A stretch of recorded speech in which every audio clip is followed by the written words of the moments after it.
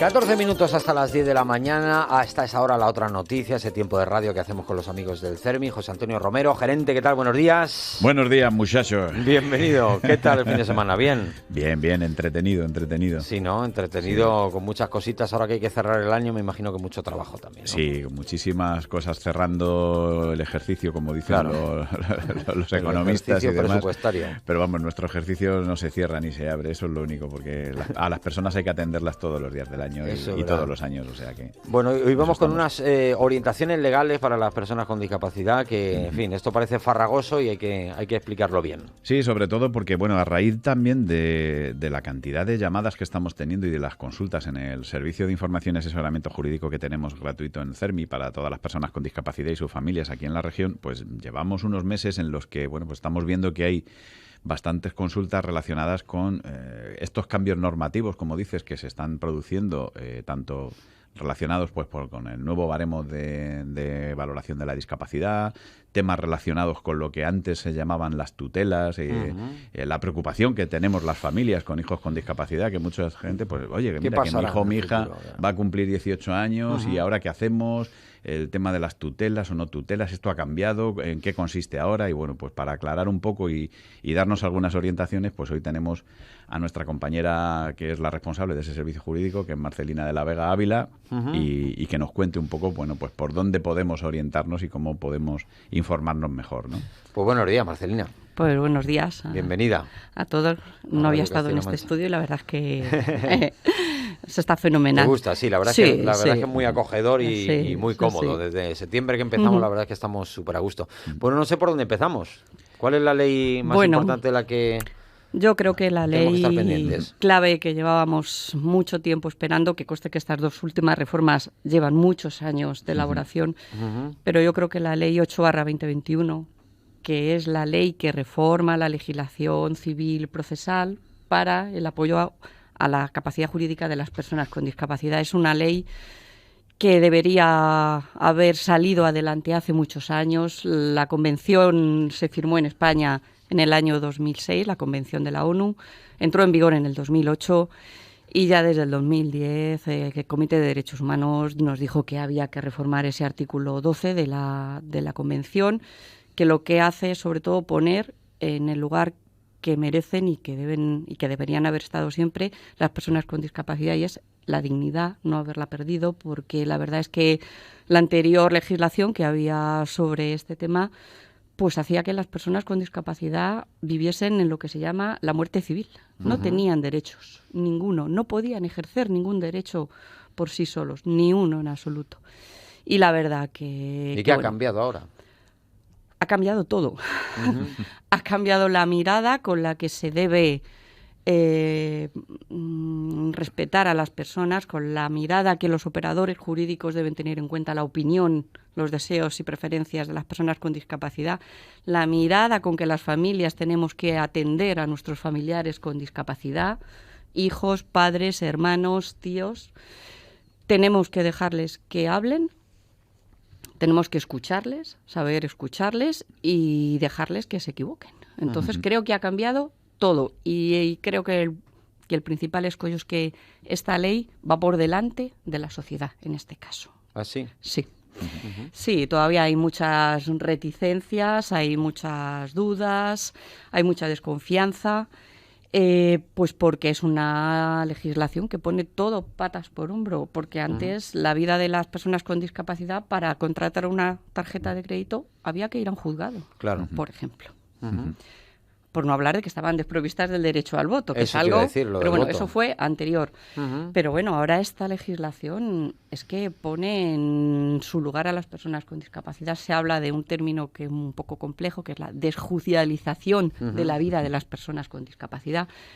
Y esto, pues para las familias es algo que les aporta dignidad. Eso me ha gustado, eso que sí, he dicho, que aporta dignidad a las personas con discapacidad. Sí, sobre todo porque hay consultas que nos han llegado hace poco, ¿no? El otro día teníamos un par de familias en la oficina, ¿no? Y nos comentaban, es que, por ejemplo, para hacer un contrato, es decir, a personas con discapacidad intelectual o del desarrollo que les están ofreciendo la posibilidad de hacer un contrato y demás, anteriormente, Marce, muchas de estas personas pasaban por un proceso de tutela, curatelas, etcétera, además, es decir, tenían que pasar por un Se dictamen, por una sentencia y se les incapacitaba. ¿Eso en qué cambia ahora la ley? Es decir, ahora mismo esa figura jurídica desaparece, la incapacitación, ¿entiendo? Ha desaparecido totalmente. Ahora hay varias figuras que son muy importantes relacionadas con esta ley, que es la guarda de hecho, que son los poderes preventivos, que es la curatela representativa. Ya no existe la figura del tutor como tal, no existe la figura del tutor, y la figura que es, digamos, que se le parece, que es la curatela representativa, debe ser para casos muy, muy puntuales, para una operación patrimonial tremenda, de millones de euros, de trascendencia vital para la persona. Entonces, eso ha cambiado totalmente. Ahora hay otros instrumentos, este poder preventivo que os he comentado, también el acta de notoriedad, en la que la persona con discapacidad, acompañada con la persona de apoyo que normalmente siempre está prestándole, valga la redundancia, ese apoyo, pues puede ir a un notario y puede decir cómo quiere que vaya su vida. ¿Quién quiere que le ayude si tiene que alquilar un piso? ¿Quién quiere que le ayude si tiene que firmar un contrato de trabajo y quiere que se lo aclaren y demás? Hay un aspecto muy bueno de esta ley, creo que va a poner mucho bueno, y es que hay que facilitar a las personas con discapacidad que entiendan eso que se les va a hacer. Claro. Antes acudían a un juzgado y no sabían en qué consistía eso. Nadie se lo explicaba. Adaptar el lenguaje. Efectivamente. Ahora hay una figura en la ley, que es el facilitador, que debe decirles, aclararles y explicarles en un lenguaje que entiendan qué es eso a lo que se van a enfrentar. ¿Vale? Otra cosa es la manera en cómo se regule esa figura. Claro. Luego, si nos da tiempo, lo hablamos. Pero creo que sobre todo también es muy importante la figura del guardador de hecho, que es lo que veníamos haciendo cualquier familia con respecto a nuestros hijos, a nuestro hermano, a nuestra tía, que necesitaba determinadas medidas de apoyo y nosotros se lo prestábamos de manera informal, es decir, sin un papel, sin nada, digamos, que le diese fuerza jurídica. Y ahora existe ese reconocimiento. Ahora existe ese reconocimiento, pero es curioso que la semana pasada en una jornada que estuve siguiendo en Albacete, de la sección especializada de abogados de discapacidad, pues comentaban que al final la fiscal de allí, de Albacete, decía que las familias al final iban al fiscal y que pedían por favor que les diesen un papel donde lo pusiese. ¿Por qué motivo? Pues simplemente porque los bancos siguen anclados en la prehistoria, siguen anclados en la prehistoria y les ponían una serie de trabas a los que no hay derecho, que la familia sigue pasando por esa presión, por esa insistencia, por esos agobios, cuando venían haciendo lo mismo, que es simplemente pues pagar, por ejemplo, la cuota de socio, o porque pagaban, pues si el chico está yendo a danza, que le encanta, pues esa cuota. Es que no hace falta eso. No hace falta eso. Y bueno, otro de los cambios normativos en los que estamos metidos, que de hecho todavía no ha entrado en vigor, ¿no? Creo que es en abril, es el decreto que regula el nuevo baremo de acceso a esa situación legal de persona con discapacidad.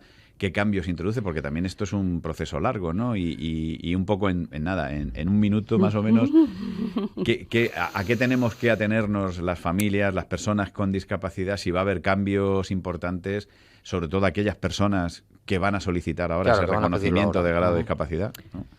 Vamos a ver, se supone, y yo quiero confiar en que así sea, en que vaya a ser un baremo muy ajustado ahora a la corriente biopsicosocial de las personas con discapacidad, es decir, que no solamente se va a valorar los factores médicos y puramente asistencialistas y el origen supuestamente de la discapacidad. Hay que ver muchas cosas, hay que ver cómo esa persona se desenvuelve en la sociedad. Hay que ver las barreras que hay cada día en la sociedad, que son muchas y cada vez mayores y nuevas, como las barreras digitales, que suponen realmente una frontera muy grande para muchas personas con discapacidad. Yo creo que va a seguir siendo algo farragoso. El Real Decreto que aprueba esta reforma tiene 400 páginas. Vale. Hay 5 anexos complejísimos donde se detallan todas las deficiencias, el origen, el desempeño de una determinada actividad, en fin, es complejísimo. Yo creo que esto, que igualmente, que hemos comentado antes con la legislación de la Ley 8/2021, también llevábamos 10, 12 años. Esta reforma llevaba tramitándose otros 12 o 14 años. No puede ser, porque cuando ya se está aprobando, y ya en abril va a entrar en vigor a finales. Sí. Ya está un poco obsoleta. Que se queda vieja. Porque nueva regulación de la CIF, de la Clasificación Internacional de la Funcionalidad, ya hay nuevas guías de la AMA, que es una sociedad muy especializada en Estados Unidos que regula todo este tipo de cosas. Ya está saliendo con retraso. Es cierto que mucho más anclada en la sociedad en la que vivimos, pero todavía con mucho retraso. Al tener más en cuenta pues el entorno donde vive la persona con discapacidad, que, eso es. Claro, no solo porque con el mismo trastorno uno quizás no se desenvuelva mejor en un tipo de familia que en Por otra. supuesto. Claro, son factores sociales que exactamente, que también. pueden ser en sentido positivo y negativo. Me refiero que a veces la familia no ayuda y hay veces que la familia ayuda mucho, el entorno en el que está ayuda mucho. Todo eso se va a valorar en sentido positivo y en sentido negativo.